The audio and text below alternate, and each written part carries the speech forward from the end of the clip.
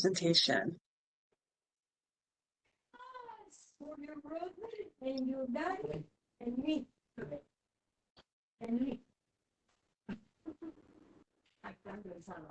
Okay.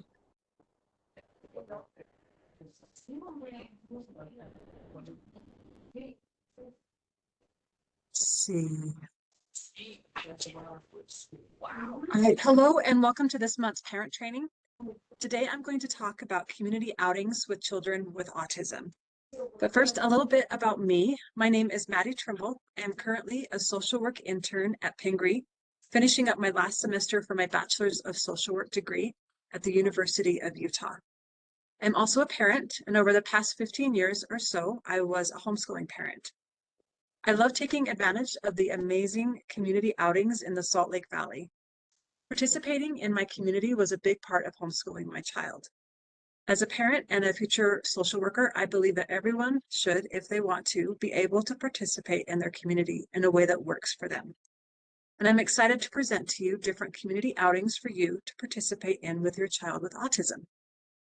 But first, I'm going to present a few safety tips for you to take into consideration before adventuring out into your community with your child with autism. The first safety tip is to scope out a location beforehand. Checking out a location beforehand can help you decide if this is a space you want to take your child. And if you do decide to take your child there, knowing as much about the location beforehand can help you plan how to safely navigate that space if challenging behaviors like elopement crop up. There are several ways to scope out a location. Here are the main ways I do it. I like to scope out a location on the location's website. Most places have location information, maps, etc. on their websites. To get even more info, I also look at the location on Google Maps to better understand things like directions from my house, how long it takes to get there, parking, etc. I also check out reviews for the activity online, paying specific attention to reviews mentioning the location and tips for navigating things like parking, wait times for the outing, etc. I also try to find out more about a location through recent posts on social media, sites like Facebook, Instagram, and YouTube. Posts usually have pictures or videos on them, and viewing these help me get a general understanding of things like what crowds might be like at the location. I have found YouTube videos to be especially helpful when it comes to showing my child beforehand what he might experience at the location. I remember using many lagoon YouTube videos to help him get excited about going on roller coasters. And I found it was helpful beforehand to look at everything we could on YouTube before going so that he was prepared for what he was going to experience. Another safety tip is to have realistic expectations. I have found that when I have realistic expectations, I am better able to calmly focus on the safety of my child and those around me and them. When I focus on unrealistic expectations, I tend to be less calm and stressed about what I think should be happening instead of calmly focusing on what is actually happening and how to navigate it safely. Part of having realistic expectations for me is defining what success looks like. When my child was younger, success to me just meant exposing my child to our community in some way. Some days success meant just talking about our community at home and not even venturing out of the house. Other days it meant spending hours and hours at a community outing. Another part of realistic expectations I want to touch on is that it is okay for things to not be successful or for things to go wrong. Experiences, successful or not, are opportunities for us and our children to learn and grow from. And growth is always a good thing, in my opinion. So even if things go wrong, think of it as a success if that helps you embrace growth for you and your child. The next safety tip is to have an exit strategy. Meltdowns can happen, and I have found they are always safer and easier to navigate if I have a plan already for how to leave the location, if I need to. I have also found it to be helpful to have the mindset that it is okay to leave when needed, and that needing to leave may happen sooner than planned, and that's okay. Now let's move on to community outings to try. But first, how to save money on community outings. Here are some programs that help with the cost of admission. Through the Zoo Arts and Program, Parks program, or ZAP, some community places offer free or reduced admission days.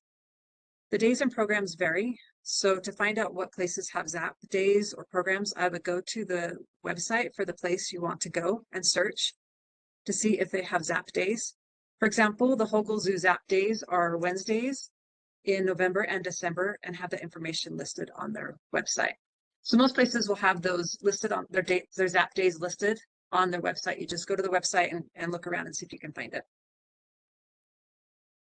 The Museums for All and Zoos for All programs also offer free or reduced admission. To qualify for these programs, you need to be receiving SNAP or WIC benefits. To take advantage of these programs, bring your EBT or WIC card with photo ID to participating locations, and the tickets have to be bought in person. You can't buy them online. There are many places in the Museums and Zoos for All programs. You can usually find out on a place's website whether they participate or not.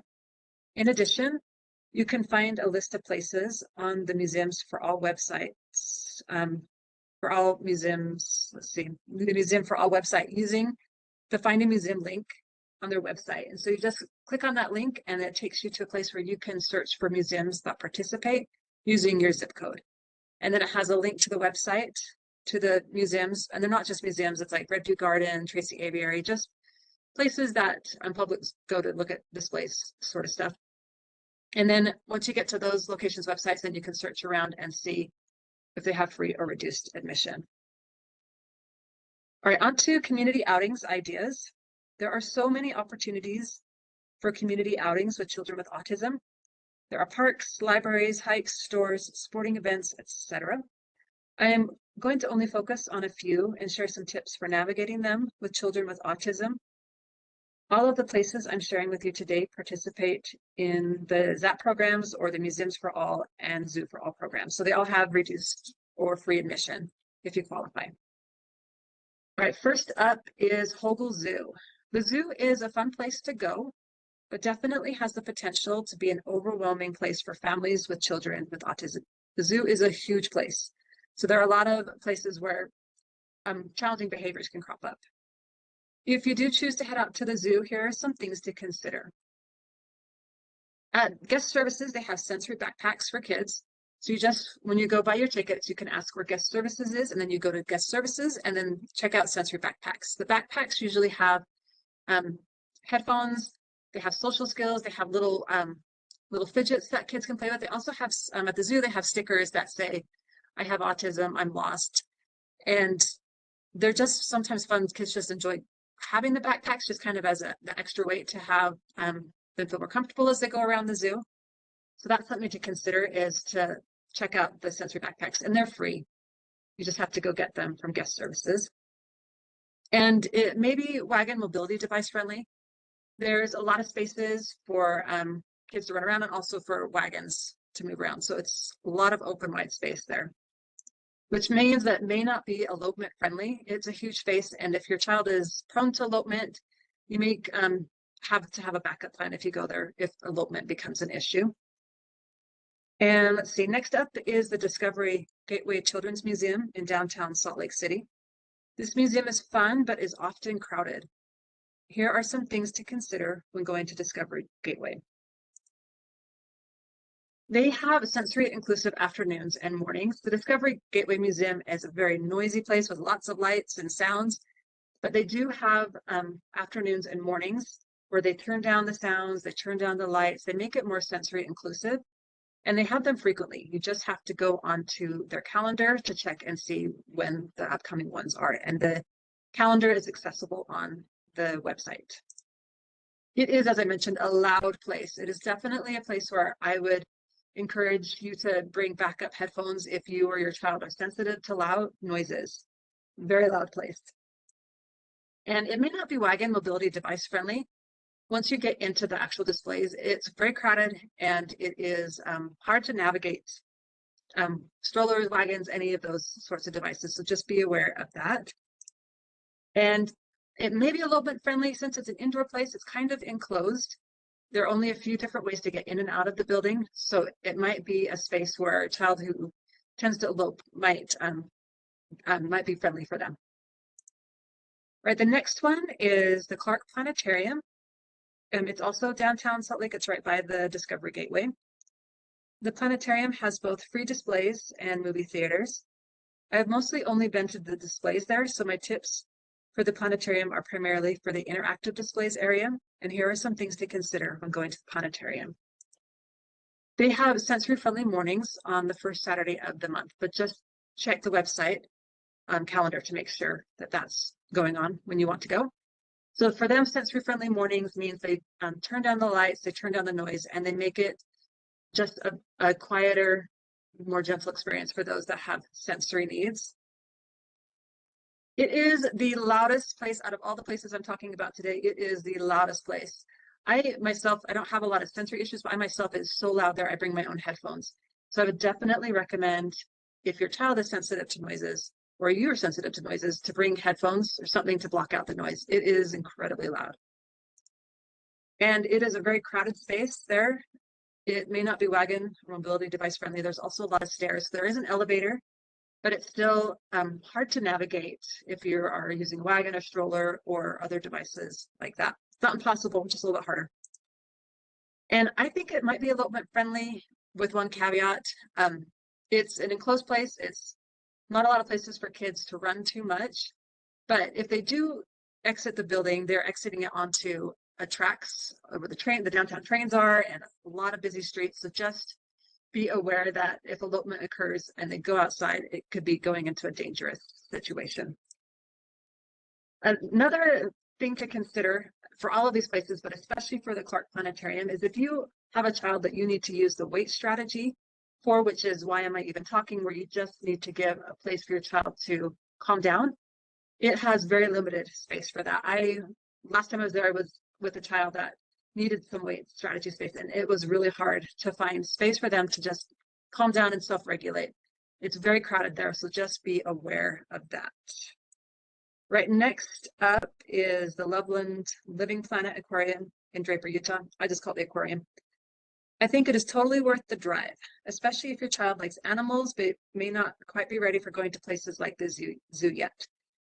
It's a great place for if your child has elopement issues and maybe the zoo's not the right choice, but they love animals. It's a great place to go and look at animals. They have aquatic animals, but also land animals too that are really fun to look at. So here are some things to consider when going to the aquarium. They have sensory-friendly events. They are sporadic. They're not regular like other places, so you have to check the website beforehand to make sure that when you're going there, it's a sensory-friendly event if that's what you're looking for. It is the second loudest place. It is also a place where I personally bring my own headphones. It is so very, very loud in the main area, and highly recommend headphones if you or your child are sensitive to noises. And it definitely, in my opinion, is wagon and stroller and all of those devices friendly. It has a lot of large pathways, but there's a lot of space where you can get by the different displays. Even when it's crowded, there's still space to move around, which I like about that place. And it might be elopement friendly. It's indoors, it's contained, but there are a lot of displays where kids that are really good at going missing might be able to hide. All right, next up is Thanksgiving Point, also totally worth the drive. Thanksgiving Point has many different attractions to check out, including the Natural Curiosity Museum, which is my all-time favorite Utah Children's Museum. Here are some things to consider when going to Thanksgiving Point. They, and three of the different museums, the Butterfly Pavilion, I'm not sure what it's called, the Butterfly Place, where you go and hang out with all the butterflies, the Dinosaur Museum down there, and then the Children's Museum down there, they all have sensory backpacks. And in the sensory backpacks, you're going to find social stories, you're going to find little fidgets, headphones, sometimes they'll have sunglasses, just things to make it more comfortable for people that have sensory issues. So they're more comfortable in that space.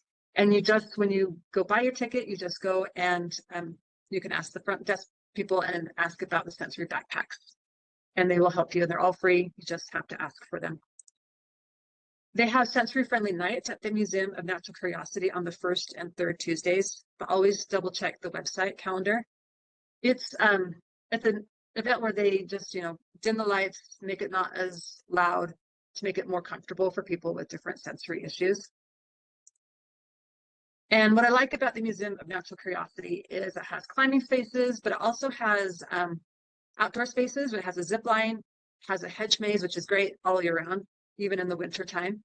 It has lots of places outside where you can go walk around. I like it because if a child is having a harder time being indoors, you can take them outdoors and still be part of the museum. It's a beautiful space there. I really do enjoy it there. And it is loud. Not as loud as some of the other places, but there are some places there that are quite loud. So I would definitely consider bringing headphones if that's a need that your family has. I feel like it's definitely wagon or mobility device friendly. The only issue is once you get into the different display areas, it's not as wagon friendly because there are just so many people. But between the different places, it's not too bad. With the different display rooms, it's not as bad. And outside is definitely wagon mobility device friendly. There's tons of space out there. It's a really beautiful location out there. And depending on where you're at and what building you're in, it may be elopement friendly, but always just be aware that they can anyone can get out of the different buildings, but it's not too easy. There definitely have only a few entrances to and from the different museums.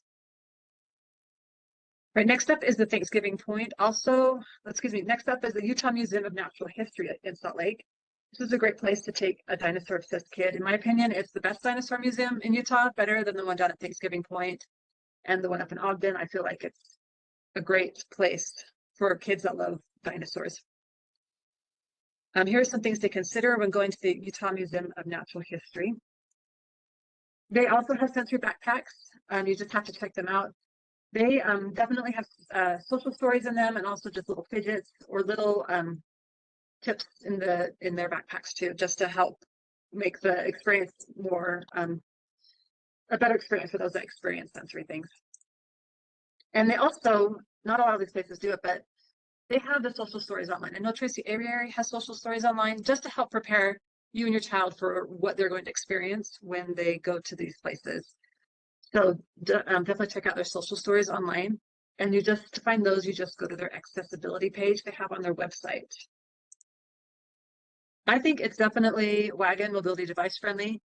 It's a lot of space to move around. It's not crowded very often. So there's a lot of different places you can go and easily move around if you've got a wagon, and mobility device friendly.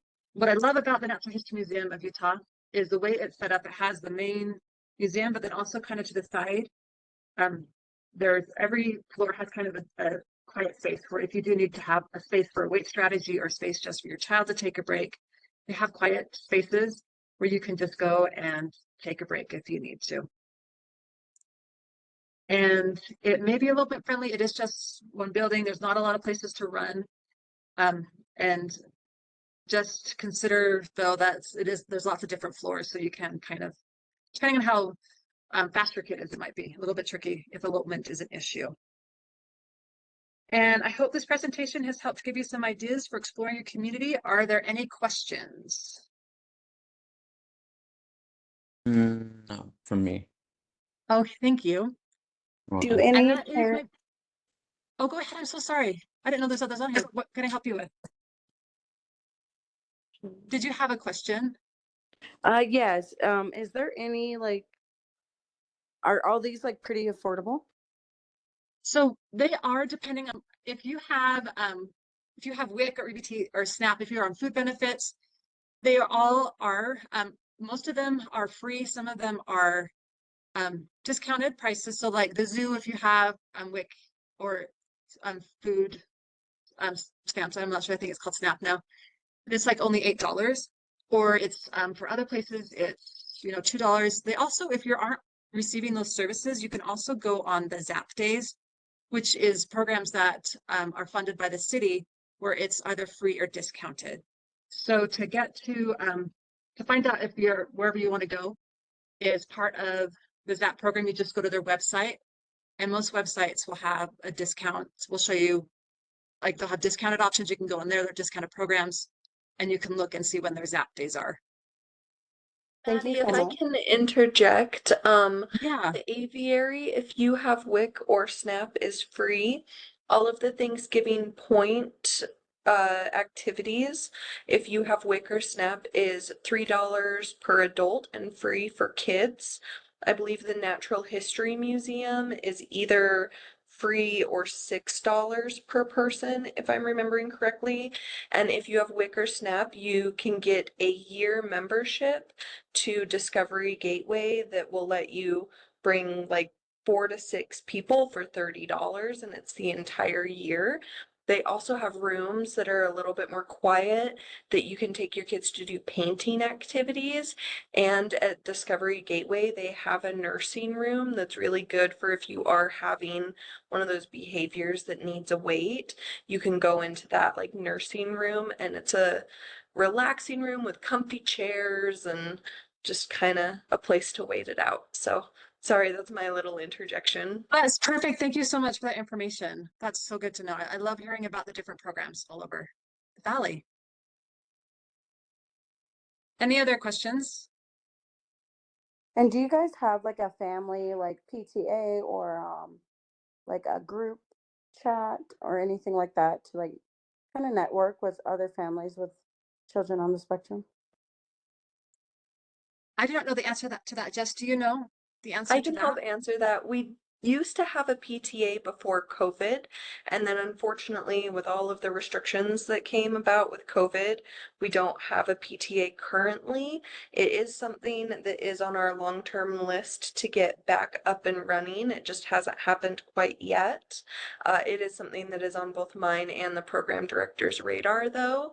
We do have a Facebook page where parents can go. They'll see updates about when parent trainings are happening and activities at Pingree, and you can find other parents who are Pingree parents and network with them that way to get to know other families if you want to arrange play dates or things like that for your kids. Okay, thank you so much. That is so awesome. Just one last question.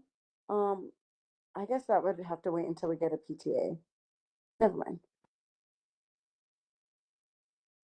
If you know that you'd like to be part of a PTA, you can email me. My email is jessh@valleycares, or you can call the center and get information to contact me, and we can put you on a list of parents who are interested in the PTA for when we get it started, so we can make sure to notify you as we're in the planning stage. What is that again? Can you say that one more time? Yeah, it's JESSH Mhm. at Valley Cares with an S on the end of cares.com. Of Thank you so much. course. Any other questions? If not, that's the end of my presentation. Thank you so much for coming today. Thank you all for coming. Have a wonderful day. Thank you. You too. Thank you.